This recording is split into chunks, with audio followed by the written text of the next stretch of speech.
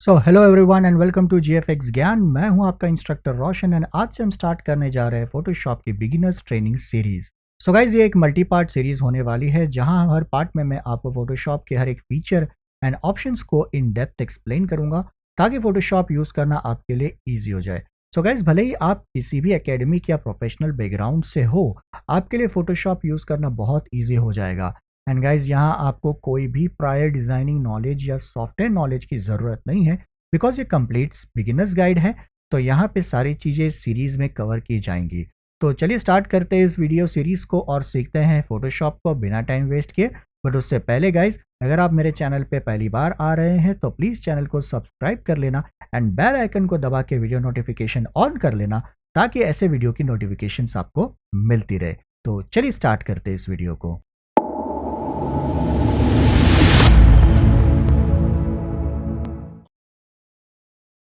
Alright guys, तो आज के पहले पार्ट में हम लोग देखेंगे फोटोशॉप के इंटरफेस को और फोटोशॉप के इंटरफेस को आप किस तरह से कस्टमाइज कर सकते हैं।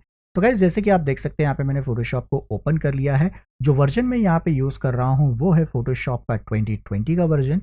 यहाँ पे मैं विंडोज़ का वर्जन यूज़ कर रहा हूँ। अगर आप मैक यूज़र हैं तो आपको इंटरफेस ऑलमोस्ट सिमिलर ही मिलने वाला है, ज़्यादा डिफरेंसेस आपको देखने नहीं मिलेंगी। बट कुछ चीज़ों का आपको ध्यान रखना है, वो है कीबोर्ड शॉर्टकट। क्योंकि विंडोज़ में हम लोगों को मिलता है कंट्रोल एंड ऑल्ट, वहीं पे हम लोगों को मैक में मिलता है कमांड एंड ऑप्शंस का कीबोर्ड।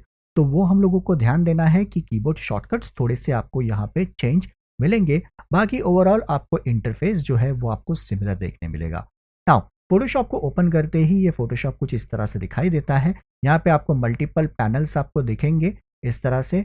अगर मैं यहाँ पे बात करूँ तो जो आपको सामने दिखाई दे रहा है, हम लोग इसे कहते हैं work space. In work spaces को आप अपने हिसाब से कस्टमाइज कर सकते हैं। तो फॉर एग्जांपल अगर मैं आ जाऊँ यहाँ पे विंडो में वर्क स्पेस में, तो यहाँ पे आप देखेंगे तो हम लोगों को कुछ अलग अलग तरीके के रेडीमेड वर्क स्पेसेस देखने मिलेंगे। अब आप चाहिए तो इन्हें कस्टमाइज कर सकते हैं या फिर अकॉर्डिंगली आप अपने हिसाब से भी यहाँ पे वर्क स्पेस ड्रॉ कर सकते हैं।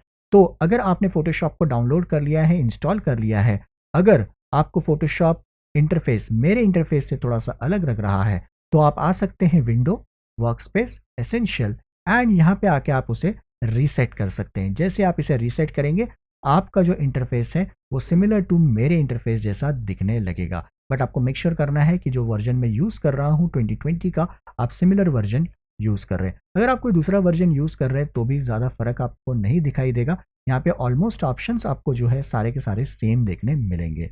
अगर हम लोग बात कर लें यहाँ पे कस्टमाइजेशन की, तो यहाँ पे आप आपके पूरे फोटोशॉप के इंटरफेस को कस्टमाइज कर सकते हैं स्टार्टिंग विथ कलर। अगर फॉर एग्जांपल अगर आप कलर देखते हैं सॉफ्टवेयर का, तो यहाँ पे हम लोगों को डार्क ग्रे कलर का इंटरफेस देखने मिल रहा है।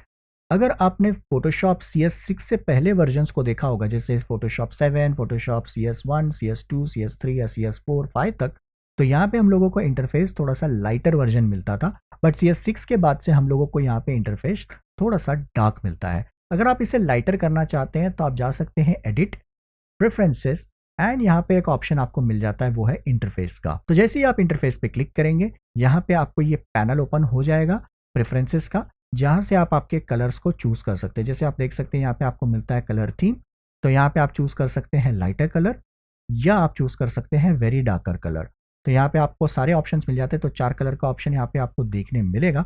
तो आप इन चारों में से किसी भी ऑप्शन को आप चूज कर सकते हैं। बाय डिफॉल्ट हम लोगों को यहाँ पे 4 मिल रहा है तो आप 4 को ही चूज कर पाएंगे। अब लाइट एंड डार्क वर्जन क्यों हम लोगों को चूज करना है, इसके अपने अपने बेनिफिट है ना। मोस्टली हम लोग जाते हैं डार्क बैकग्राउंड के साथ में, यानी कि डार्क इंटरफेस के साथ में, बिकॉज इसके अपने ही कुछ अलग अलग बेनिफिट हम लोगों को देखने मिलेंगे। तो अगर सबसे पहले बेनिफिट की मैं बात करूँ तो यहाँ पे ये आईज के लिए बहुत ज़्यादा सूदिंग होता है और ये ज़्यादा आपके आईज को स्ट्रेस नहीं देता। जहाँ पे अगर मैं इसे लाइट वर्जन पे डाल दूँ तो ये बहुत ज़्यादा ब्राइट हो जाता है और आपकी आंखों पे स्ट्रेस बहुत ज़्यादा पड़ता है।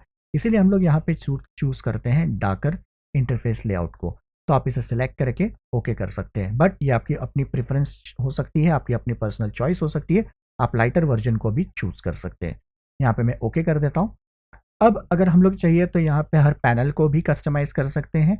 किसी भी पैनल को आप डिटैच कर सकते हैं, किसी और पैनल सेट के साथ रख सकते हैं, या पूरे पैनल सेट को आप डिटैच करके कहीं और भी इसे माउंट कर सकते हैं। तो इस तरह से आप देखेंगे तो ये इस तरह से हमारा जो पूरा पैनल सेट था किसी और जगह पे माउंट हो गया। आप इसे निकाल के कहीं और रख सकते हैं या अगर आप इसे चाहिए तो किसी और जगह पे रख के इंडिविजुअल इंडिपेंडेंट पैनल भी तैयार कर सकते हैं। तो कंप्लीट कस्टमाइजेशन का आपको ऑप्शन मिल जाता है फोटोशॉप के इंटरफेस में।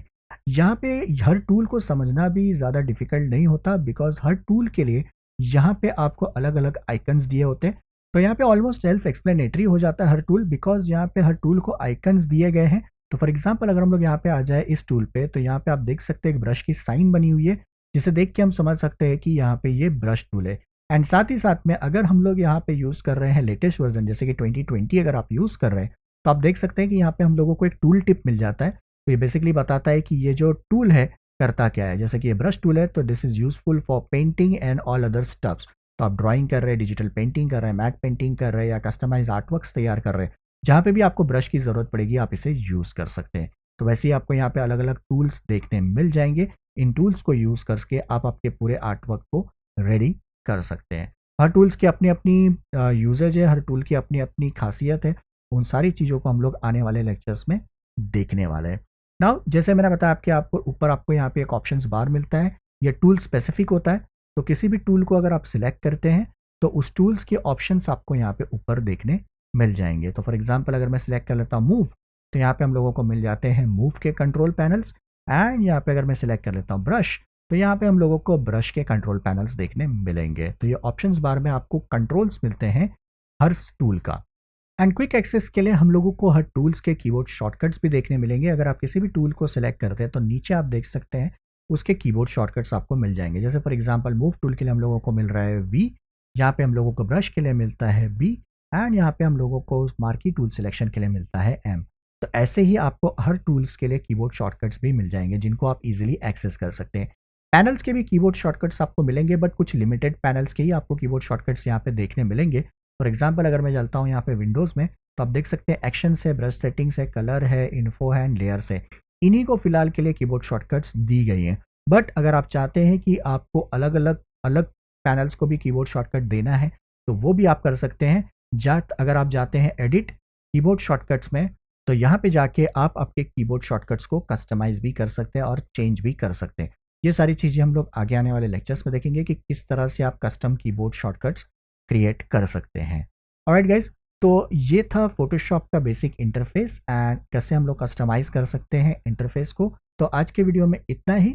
नेक्स्ट वीडियो पार्ट में हम लोग सीखेंगे कि फोटोशॉप के अंदर हम लोग अपना पहला नया डॉक्यूमेंट कैसे क्रिएट करते हैं और किस तरह से हम लोग डॉक्यूमेंट्स को कस्टमाइज कर सकते हैं। तो मिलते हैं नेक्स्ट पार्ट में। बट गाइज, अगर आप मेरे चैनल पर नए हैं तो प्लीज़ चैनल को सब्सक्राइब करना मत भूलना और बेल आइकन दबा के नोटिफिकेशन ऑन कर लेना, ताकि ऐसे ही वीडियो की सीरीज़ के नोटिफिकेशंस आपको मिलते रहे। तो चलिए मिलते हैं नेक्स्ट पार्ट में।